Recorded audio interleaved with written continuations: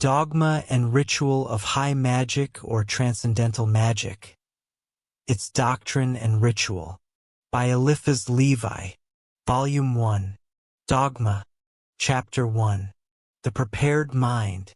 When a philosopher established the axiom I think, therefore I am as the foundation for a new revelation of human wisdom, he unconsciously altered the ancient conception of the Supreme Being from the perspective of Christian revelation. I am that I am, declared the Being of beings to Moses. I am he who thinks, asserts the disciple of Descartes, and since to think is to speak inwardly, such a man may affirm, like the God of St. John the Evangelist, I am he in whom and by whom the Word manifests. In the beginning was the Word. Now, what is this principle? It is the foundation of speech. It is the rationale for the existence of the Word. The essence of the Word resides in the principle. The principle is that which is. Intelligence is a principle that speaks. What, furthermore, is intellectual light? It is speech. What is revelation? It is also speech. Being is the principle, speech is the instrument, and the plenitude, development, and perfection of being is the objective. To speak is to create. However, to declare I think, therefore I exist is to argue from consequence to principle, and certain contradictions highlighted by the great writer Lamennais have abundantly demonstrated the philosophical fragility of this method. I am, therefore something exists would appear to be a more primitive and simple foundation for experimental philosophy. I am, therefore being exists. I am that I am. Such is the first revelation of God in man and of man in the world, just as it is the primary axiom of occult philosophy. Being is being. Consequently, this philosophy, holding that which is as its principle, can in no sense be hypothesis or conjecture. Mercurius Trismegistus commences his admirable symbol, known as the Emerald Table, with this threefold affirmation. It is true, it is certain without error, it is of all truth. Thus, the requisite elements of true science are: in physics, the truth confirmed by experience; in philosophy, certitude purged of any alloy of error; and in the domain of religion or the infinite, absolute truth indicated by analogy. Magic alone can impart these to its adepts. But primarily, who are you, holding this work in your hands and proposing to read it? Upon the pediment of a temple consecrated by antiquity to the God of light was an inscription of 2 words: Know thyself. I impress the same counsel upon every man seeking to approach science. Magic, which the ancients denominated the sanctum regnum, the holy kingdom, or the regnum Dei, kingdom of God, exists only for kings and for priests. Are you priests? Are you kings? The priesthood of magic is not a vulgar one, nor does its royalty compete with the princes of this world. The monarchs of science are the priests of truth, and their sovereignty is hidden from the multitude, even as are their prayers and sacrifices. The kings of science are men who know the truth, and the truth has made them free, according to the specific promise given by the mightiest of all initiators. The individual enslaved by his passions or worldly prejudices can in no wise be initiated. He must reform or he will never attain. Meanwhile, he cannot be an adept, for this term signifies a person who has achieved status through will and labor. The man who clings to his own opinions and fears to part with them, who regards new truths with suspicion, who is unprepared to doubt everything rather than admit anything by chance, should close this book. For him, it is useless and dangerous. He will fail to comprehend it, and it will trouble him. Conversely, should he divine the meaning, it will prove a source of even greater disquietude. If you hold anything in the world in higher esteem than reason, truth, and justice, if your will be uncertain and vacillating, whether in good or evil, if logic alarms you or the naked truth causes you to blush, if you are wounded when accepted errors are assailed, condemn this work immediately. Do not read it. Let it cease to exist for you, but simultaneously, do not denounce it as dangerous. The secrets it records will be understood by a select few and will be reserved for those who comprehend them. Show light to the birds of the night, and you conceal their light. It is the radiance that blinds them and becomes for them darker than darkness. Therefore I shall speak clearly and make everything known, with the firm conviction that initiates alone, or those deserving of initiation, will read all and understand in part. There exists a true and a false science, a divine and an infernal magic, in other words, one that is delusive and tenebrous. It is our task to reveal the one and to unveil the other, to distinguish the magician from the sorcerer and the adept from the charlatan. The magician utilizes a force he understands. The sorcerer seeks to misuse that which he does not comprehend. If it be permissible in a scientific work to employ a term so vulgar and discredited, then the devil gives himself to the magician, whereas the sorcerer gives himself to the devil. The magician is the sovereign pontiff of nature. The sorcerer is merely her profaner. The sorcerer stands in the same relation to the magician that a superstitious and fanatical person bears to a truly religious man. Before proceeding further, let us define magic in a single sentence. Magic is the traditional science of the secrets of nature which has been transmitted to us from the Magi. Through this science, the adept is invested with a species of relative omnipotence and can operate superhumanly, that is, in a manner transcending the normal capabilities of men.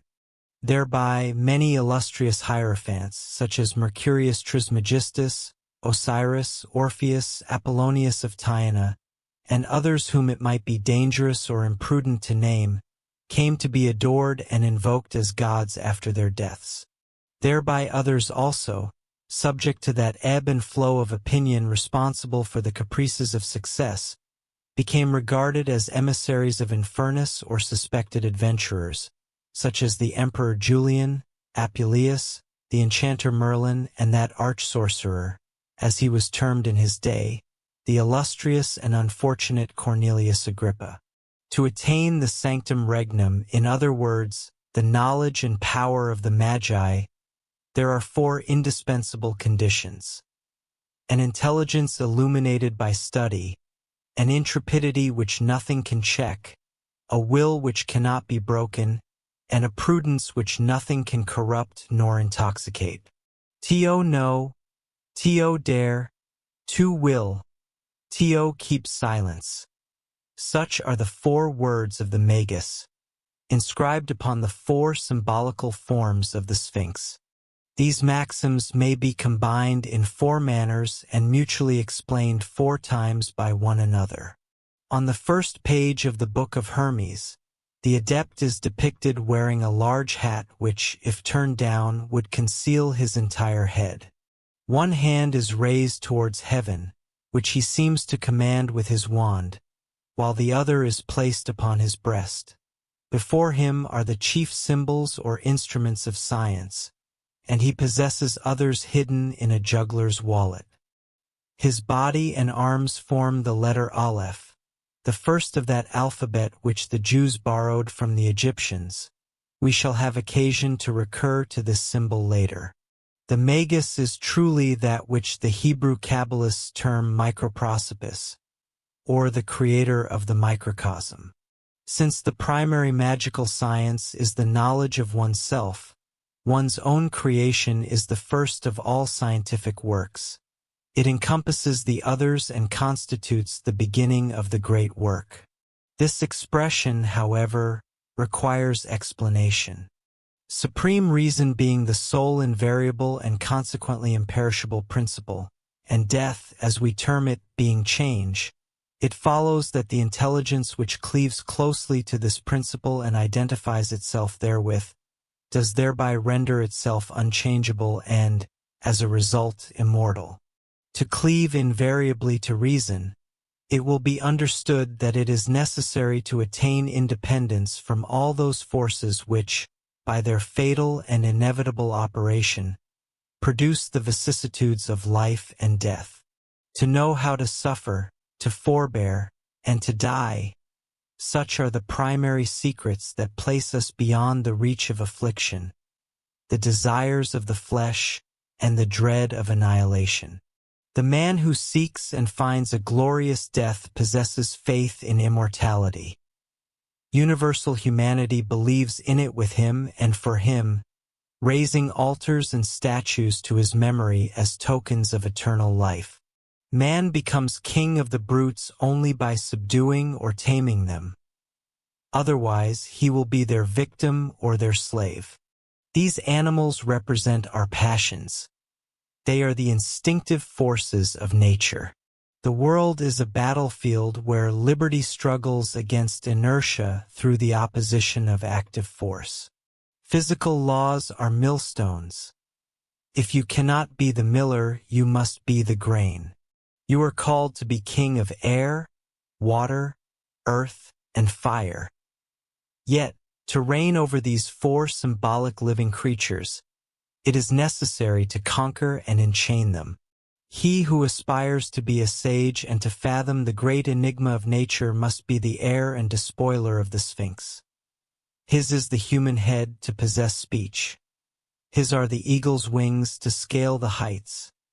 His are the bull's flanks to furrow the depths, and his are the lion's talons to clear a path to the right and left, before and behind. You, therefore, who seek initiation, are you as learned as Faust? Are you as impassive as Job? No, is it not so? Yet you may become like unto both if you so choose. Have you overcome the vortices of vague thoughts? Are you free from indecision and caprice? Do you consent to pleasure only when you will it, and do you desire it only when you should? No, is it not so? At least not invariably. Yet this may come to pass if you so choose. The Sphinx possesses not only a man's head but also a woman's breasts. Do you know how to resist feminine charms? No, is it not so? And you laugh outright in replying, parading your moral weakness to glorify your physical and vital force. So be it. I permit you to render this homage to the ass of Sterne or Apuleius. The ass has its merit, I grant you. It was consecrated to Priapus, just as the goat was to the god of Mendes. But take it for what it is worth, and decide whether the ass or the man shall be master. He alone can truly possess the pleasure of love who has conquered the love of pleasure. To be able and yet to forbear is to be twice able. Woman enchains you through your desires. Master your desires, and you will enchain her.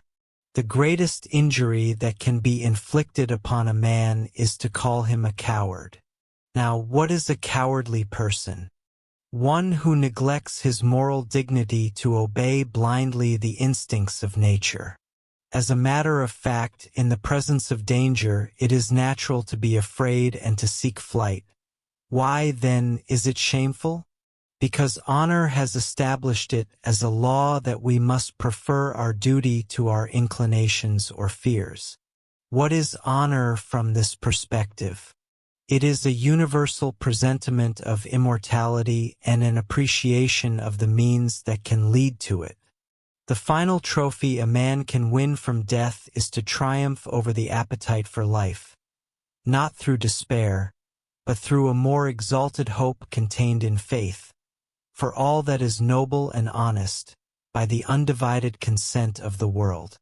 To learn self-conquest is, therefore, to learn how to live, and the austerities of Stoicism were no vain parade of freedom.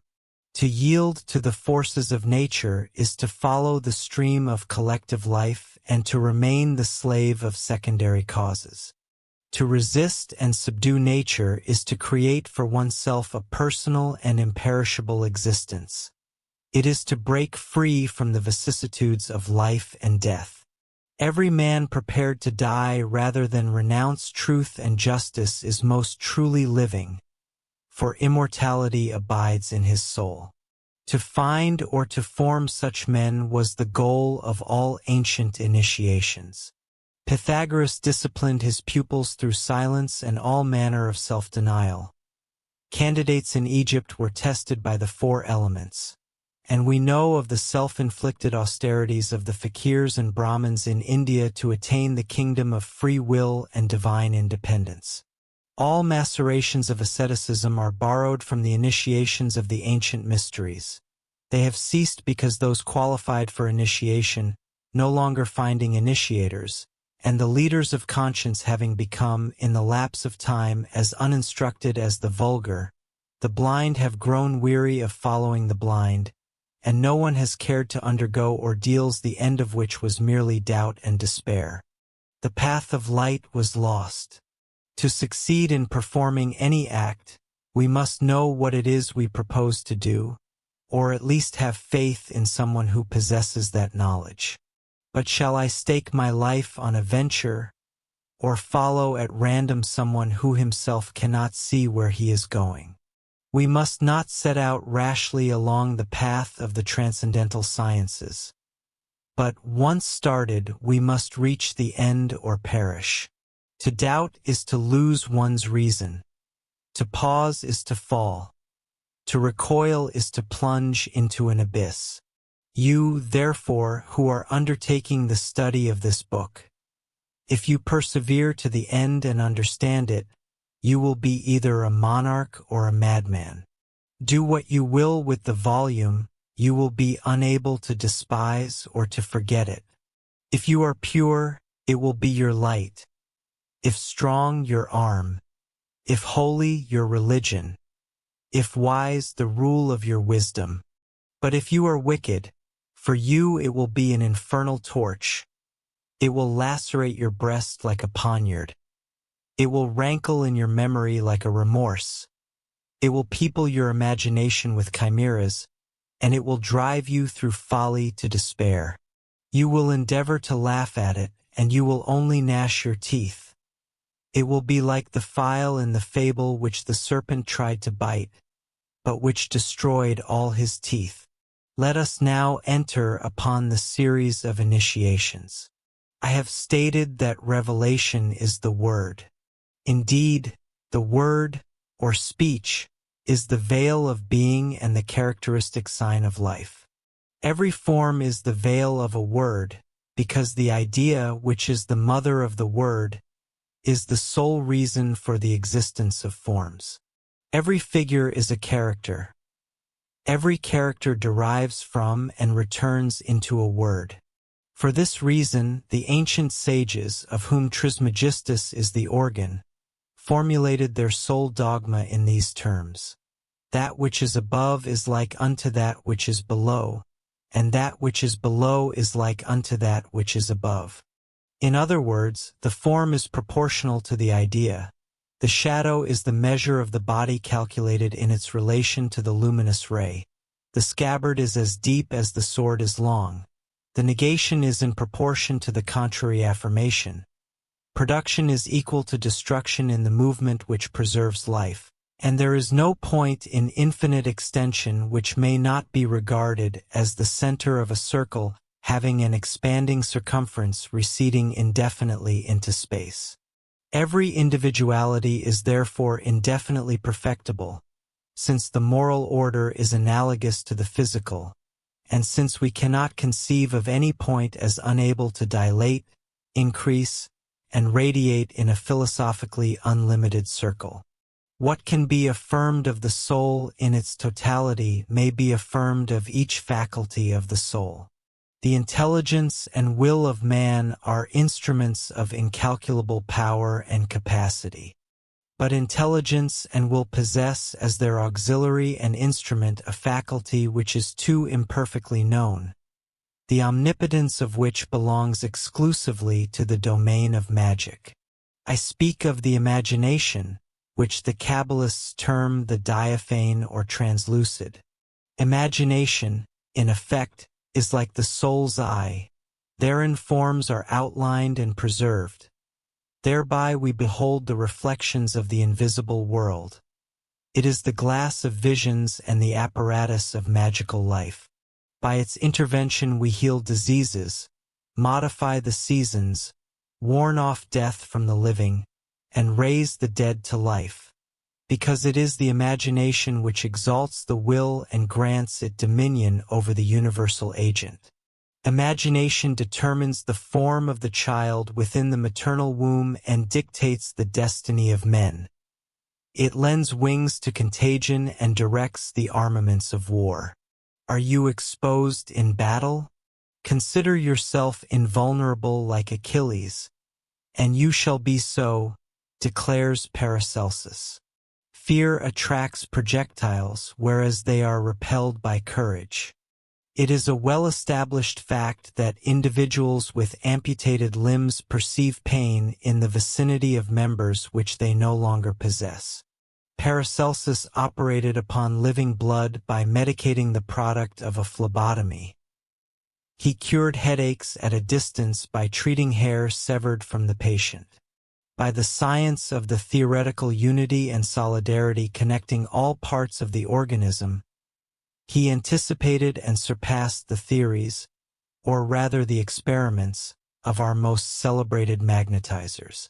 Consequently, his cures were miraculous, and to his name of Philip Theophrastus Bombast, he merited the addition of Aurelius Paracelsus, with the further epithet of divine.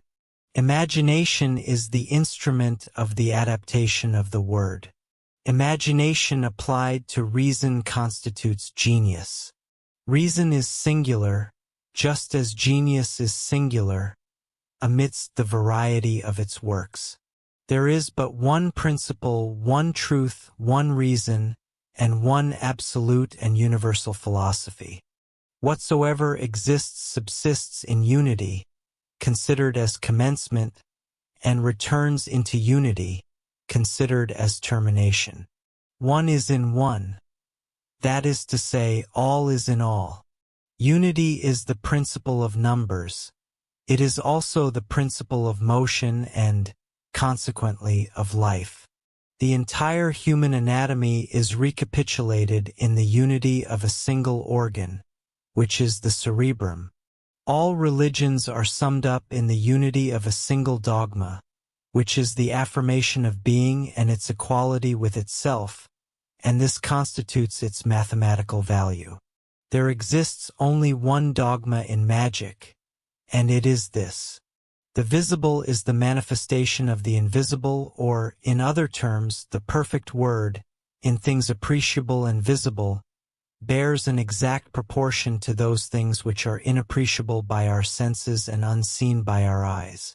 The magus raises one hand towards heaven and points down with the other to earth, declaring, above, immensity, below immensity still. Immensity equals immensity. This holds true in things seen, as in things unseen. The first letter in the alphabet of the sacred language, Aleph, depicts a man extending one hand towards heaven and the other to earth. It is an expression of the active principle in all things. It is creation in heaven corresponding to the omnipotence of the word below. This letter is a pantacle in itself, that is, a character expressing universal science. It is supplementary to the sacred signs of the macrocosm and microcosm. It explains the Masonic double triangle and the five-pointed blazing star, for the word is one and revelation is one. By endowing man with reason, God granted him speech, and revelation, manifold in its forms but singular in its principle, consists entirely in the universal word, the interpreter of absolute reason. This is the significance of that term so often misconstrued, Catholicity, which, in modern hieratic language, signifies infallibility. The universal in reason is the absolute, and the absolute is the infallible. If absolute reason impelled universal society to believe irresistibly the utterance of a child, that child would be infallible by the ordination of God and of all humanity. Faith is nothing other than reasonable confidence in this unity of reason and in this universality of the Word. To believe is to place confidence in that which we do not yet know, when reason assures us beforehand of ultimately knowing, or at least recognizing, it. Absurd are the so-called philosophers who cry, "I will never believe in a thing which I do not know." Shallow reasoners, if you knew, would you need to believe? But must I believe by chance and apart from reason? Certainly not. Blind and haphazard belief is superstition and folly. We may have faith in causes which reason compels us to admit based on the evidence of effects known and appreciated by science. Science. Great word and great problem. What is science? We shall answer in the second chapter of this book. Chapter 2. The Dual Principle. Science is the absolute and complete possession of truth. Hence, the sages of all centuries have trembled before such an absolute and terrible word. They have hesitated to arrogate to themselves the primal privilege of divinity by assuming the possession of science, and have been content, instead of the verb to know, with that which expresses learning, while, in place of the word science, they have adopted that of gnosis, which represents simply the notion of learning by intuition. What, in fact, does man know? Nothing, and at the same time he is permitted to ignore nothing. Devoid of knowledge, he is called upon to know all.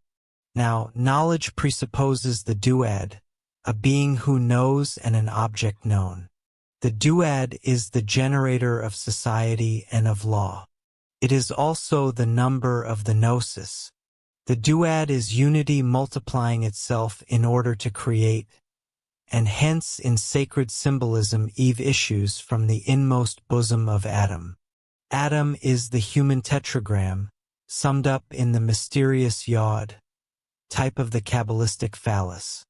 By adding to this yod the triadic name of Eve, the name of Jehovah is formed, the divine tetragrammaton, which is eminently the Kabbalistic and magical word, being that which the high priest in the temple pronounced Yad-Shiva. Thus unity, complete in the fecundity of the triad, forms therewith the tetrad, which is the key of all numbers, of all movements, and of all forms. By a revolution about its own center, the square produces a circle equal to itself, and this is the quadrature of the circular movement of 4 equal angles around the same point. That which is above equals that which is below, says Hermes.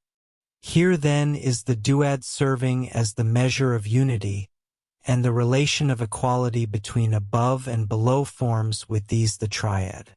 The creative principle is the ideal phallus. The created principle is the formal ties. The insertion of the vertical phallus into the horizontal ties forms the storos of the Gnostics, or the philosophical cross of Masons. Thus, the intersection of 2 produces 4, which, by its movement, defines the circle with all degrees thereof. It comprises man, it comprises woman. 1 is the principle, 2 is the word, A is the active, B is the passive. The monad is Boaz, the duad is Jachin. In the trigrams of Fohi, unity is the yang and the duad is the yin. Boaz and Jachin are the names of the 2 symbolical pillars before the principal entrance of Solomon's Kabbalistic temple. In the Kabbalah, these pillars explain all mysteries of antagonism, whether natural, political, or religious. They also elucidate the procreative struggle between man and woman, For, according to the law of nature, the woman must resist the man, and he must entice or overcome her. The active principle seeks the passive principle, the plenum desires the void, the serpent's jaw attracts the serpent's tail, and in turning about upon himself, he, at the same time, flies and pursues himself. Woman is the creation of man, and universal creation is the bride of the first principle. When the Supreme Being became a creator, he erected a yod or a phallus, and to provide a place in the fullness of the uncreated light, it was necessary to hollow out a ties or trench of shadow equivalent to the dimension determined by his creative desire and attributed by him to the ideal yod of the radiating light. Such is the mysterious language of the Kabbalists in the Talmud, and on account of vulgar ignorance and malignity, it is impossible for us to explain or simplify it further. What then is creation? It is the house of the creative word. What is the ties? It is the house of the phallus. What is the nature of the active principle? It is to diffuse.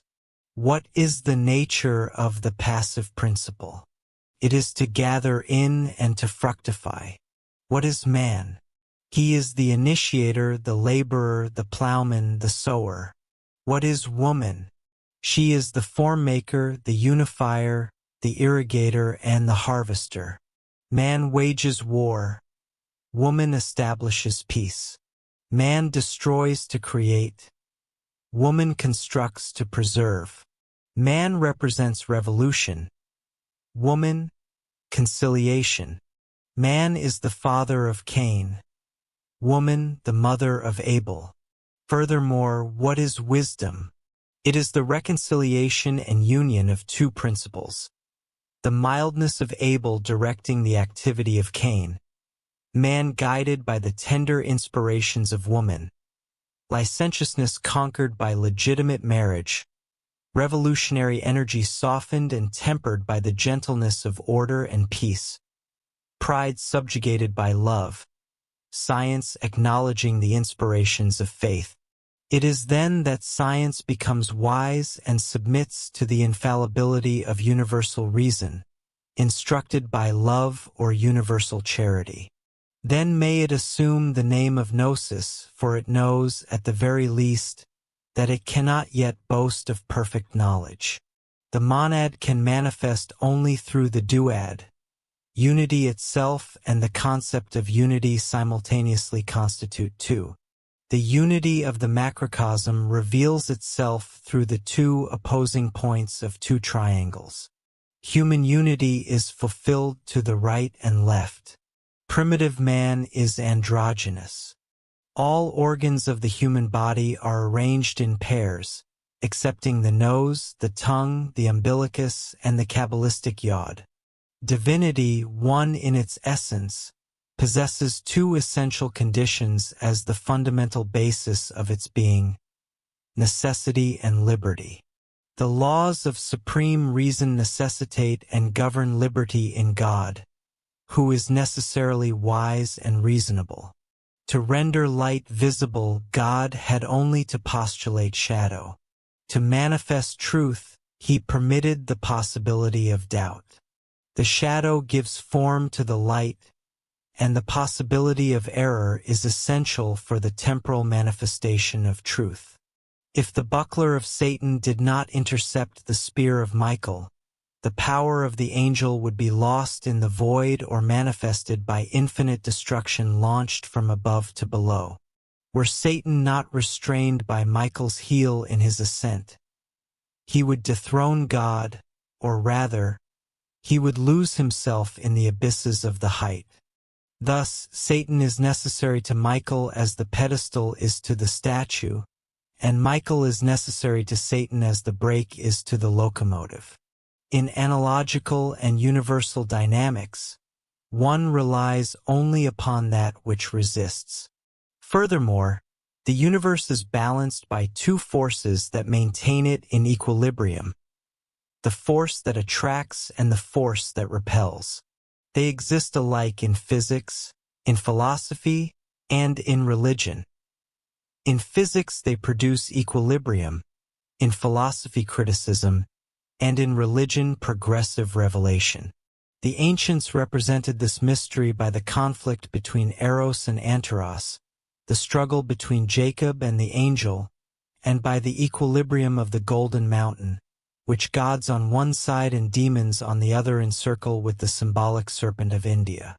It is also typified by the caduceus of Hermanubis, by the two cherubim of the ark, by the twofold sphinx of the chariot of Osiris, and by the two seraphim, respectively black and white.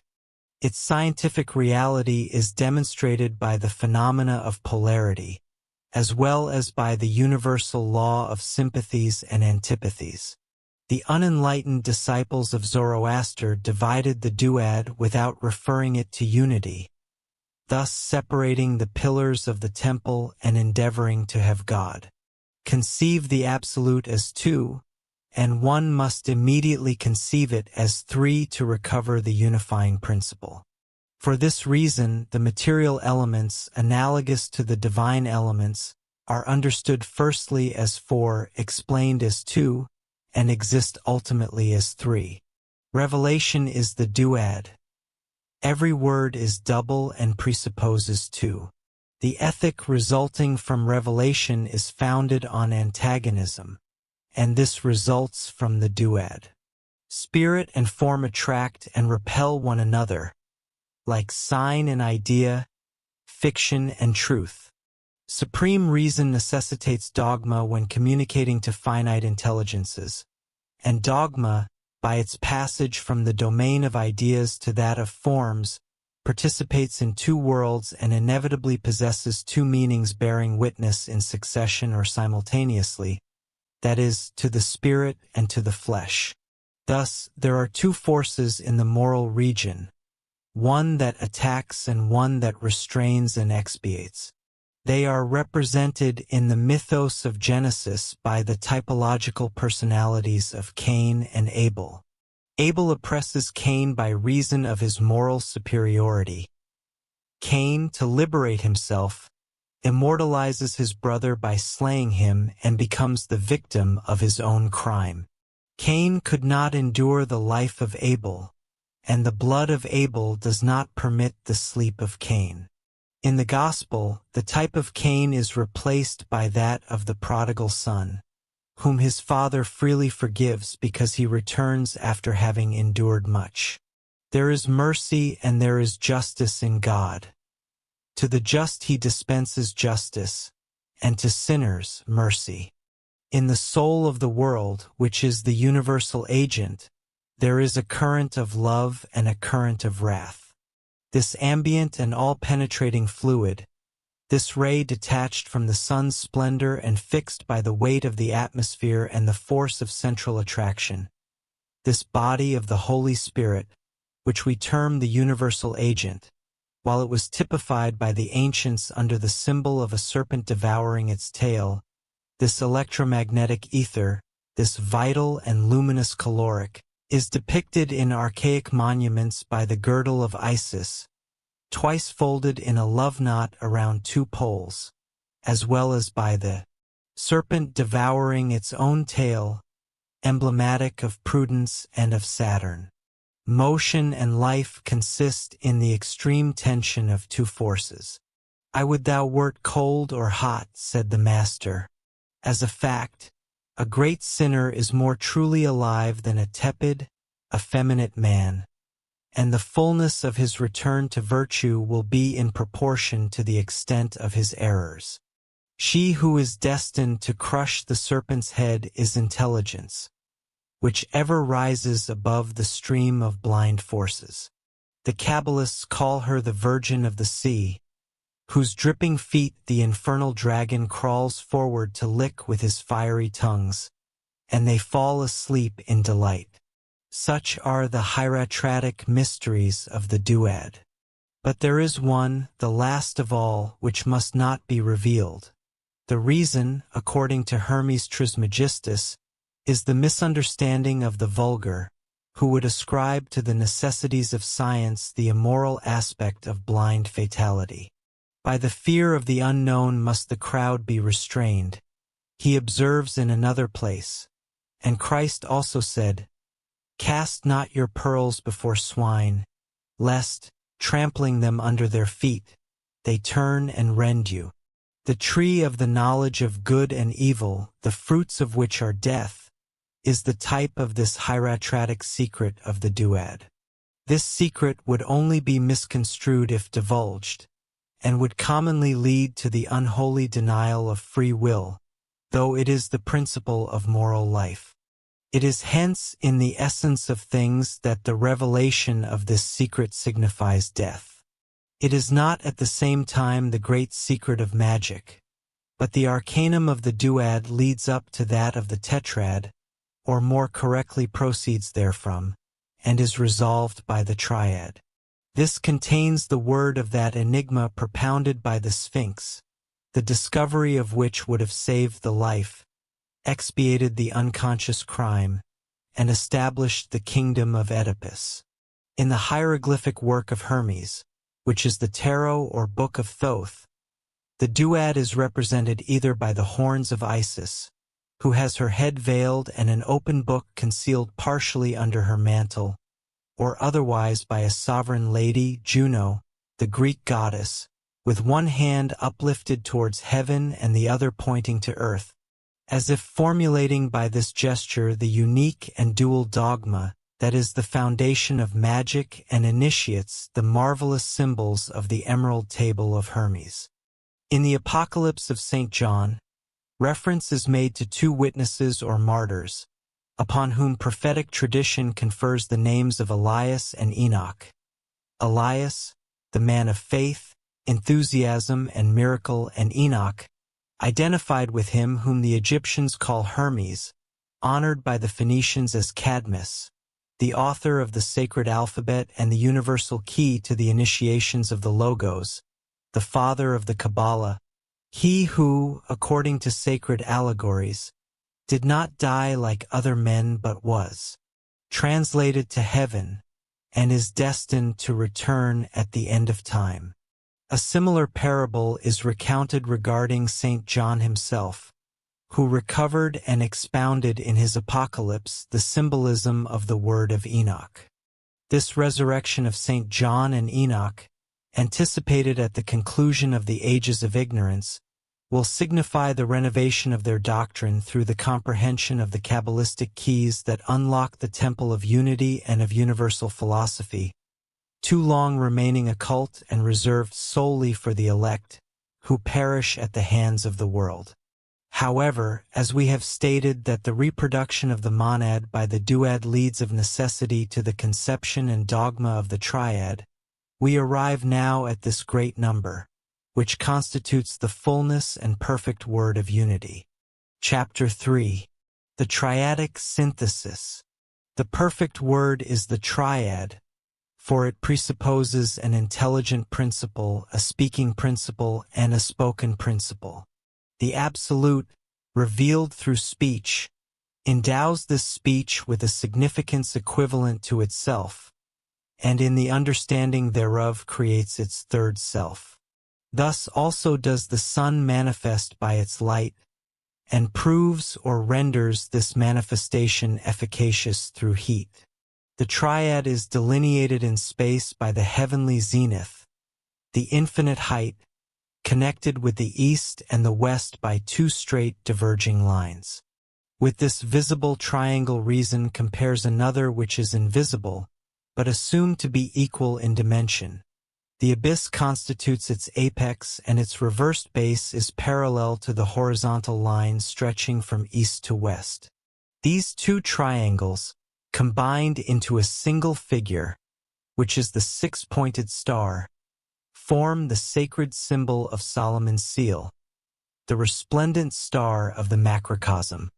The notion of the infinite and the absolute is expressed by this sign, which is the grand pantacle, that is to say, the most simple and complete abridgment of the science of all things. Grammar itself attributes three persons to the verb.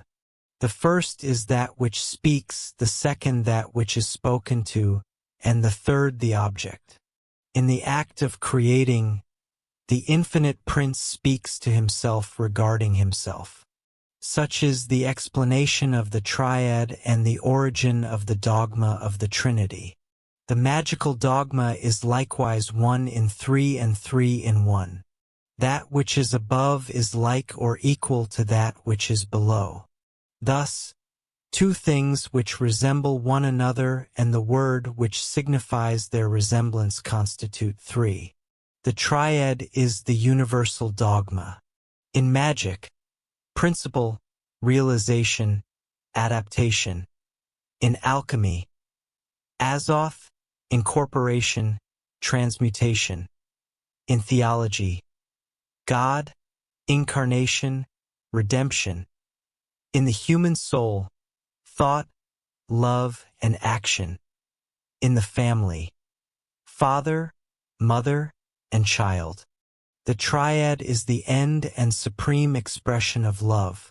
We seek one another as two only to become 3.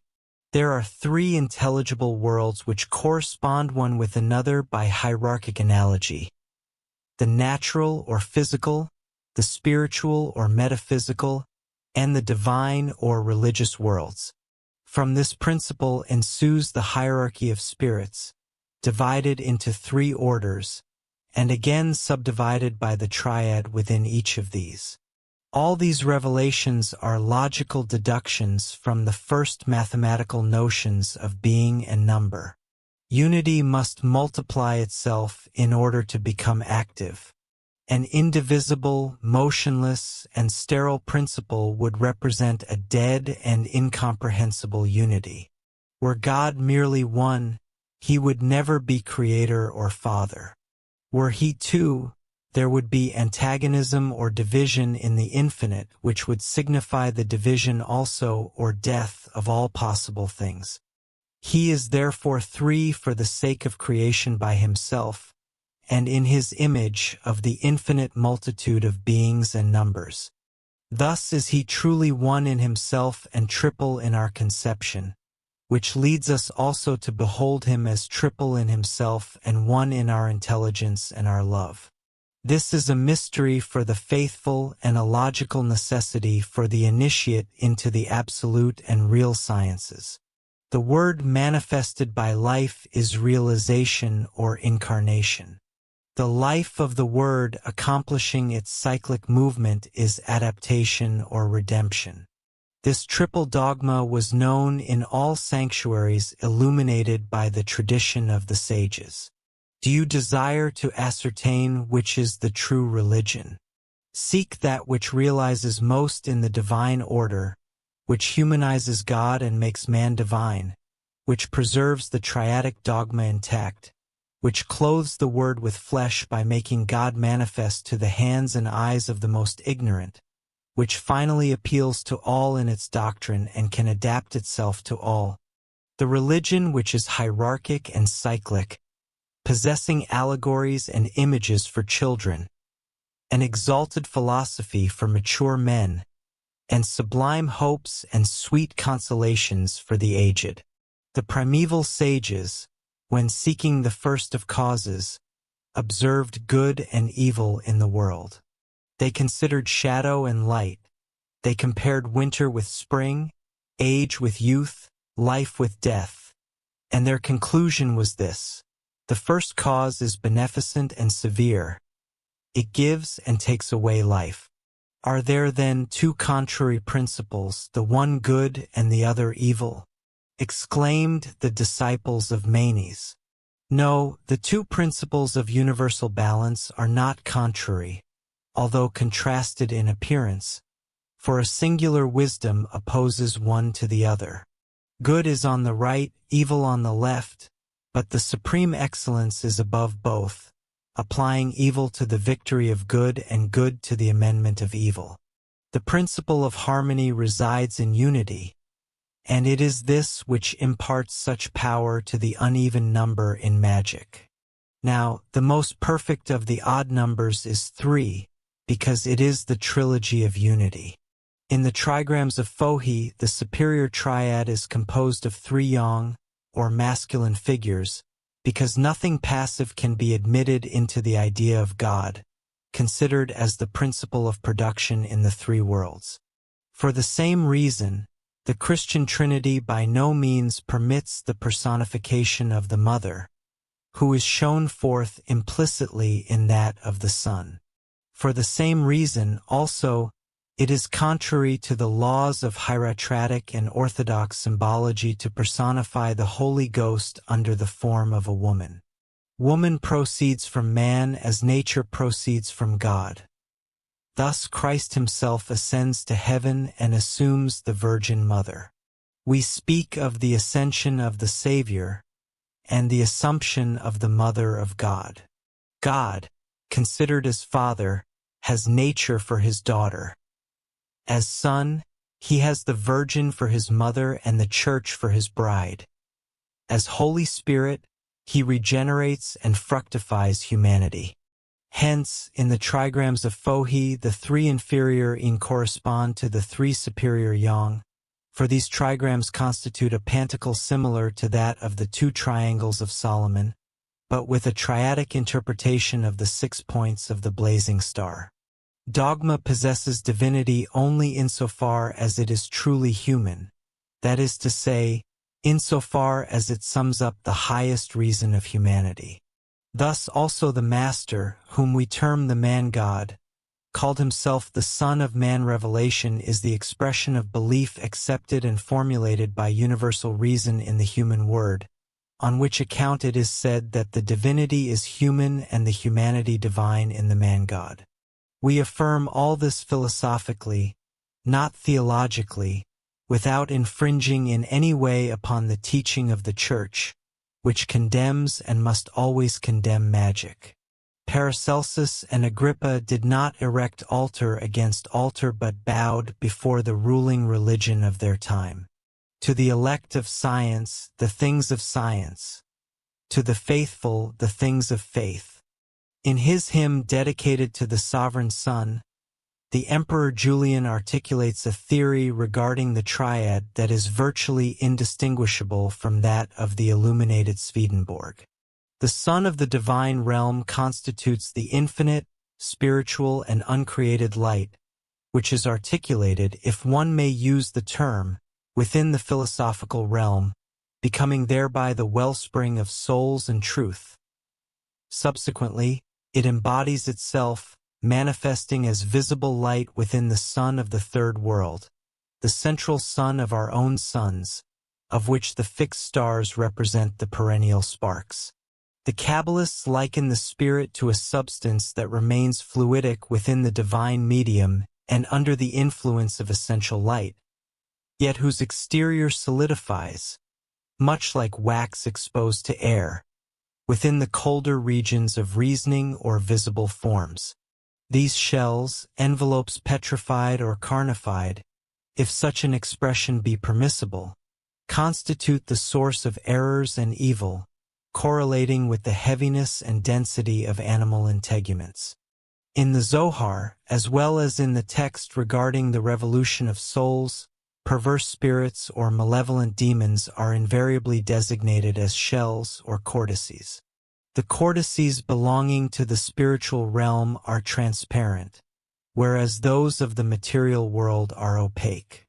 Physical bodies are but transient shells from which souls must eventually be liberated. Yet, those who submit to the flesh in this life construct an interior body or fluidic shell. Following death, this becomes their dungeon and instrument of torment until such time as they succeed in dissolving it within the warmth of the divine light. An ascent, however, which the burden of their own grossness impedes. Indeed, they can achieve this only after infinite struggles and through the mediation of the just, who extend their hands toward them.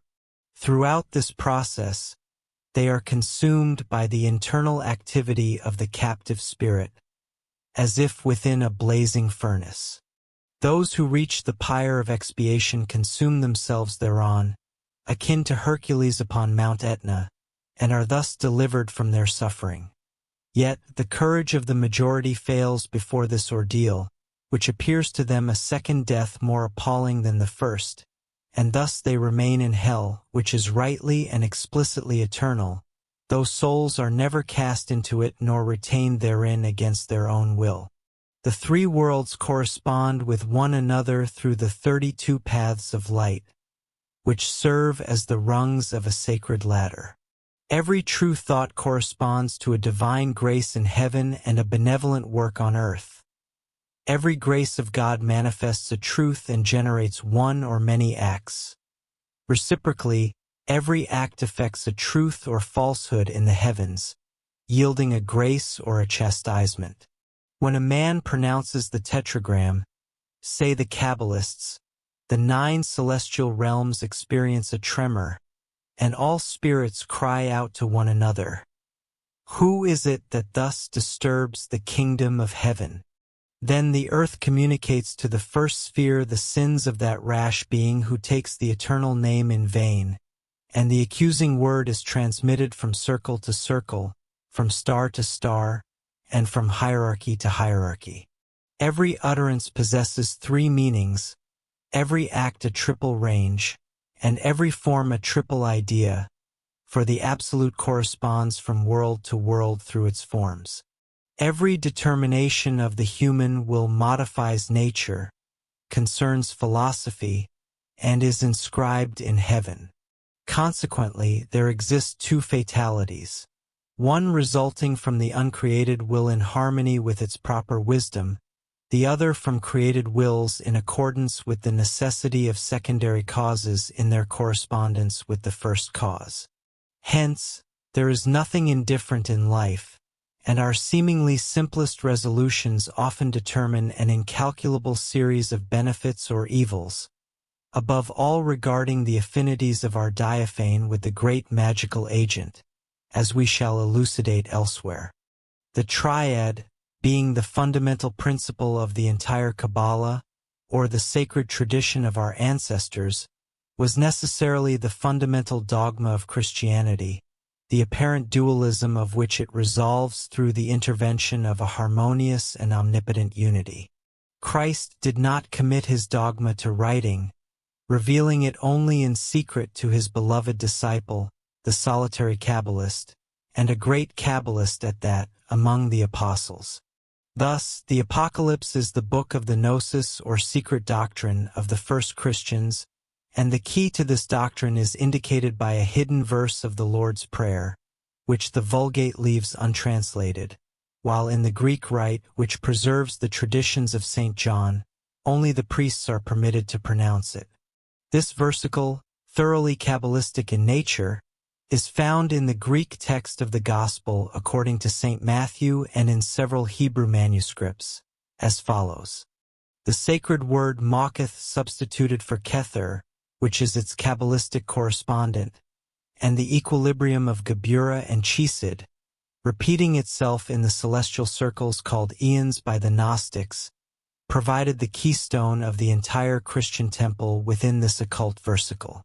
It has been retained by Protestants in their New Testament, yet they have failed to discern its lofty and wondrous significance, which would have unveiled to them all the mysteries of the Apocalypse. There exists, however, a tradition within the Church that the manifestation of these mysteries is reserved for the end times. Mocketh, resting upon Geburah and Chesed, constitutes the Temple of Solomon having Jachin and Boaz for its pillars.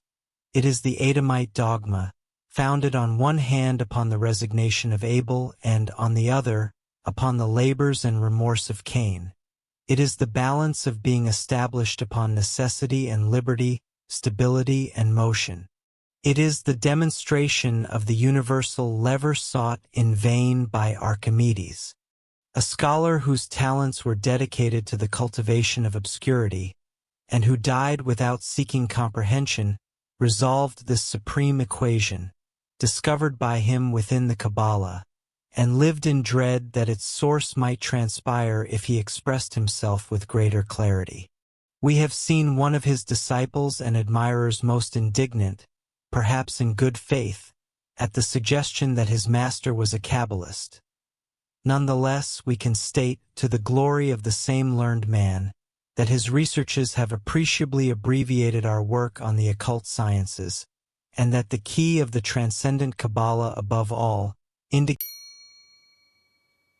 Do you want access to this and all the complete audiobooks on the channel, plus the ebook version? Click the link in the description or scan the QR code in the left corner of the screen to access our library, where you can listen to your favorite esoteric books without ad interruptions, lock your screen, or use other apps while the narration plays, and even download the ebook version to follow along as you listen. Listen on your computer via web browser, or download the app from the Play Store. After subscribing, you will receive an email with your login details, password, and step-by-step instructions on how to access the books through the Hotmart app.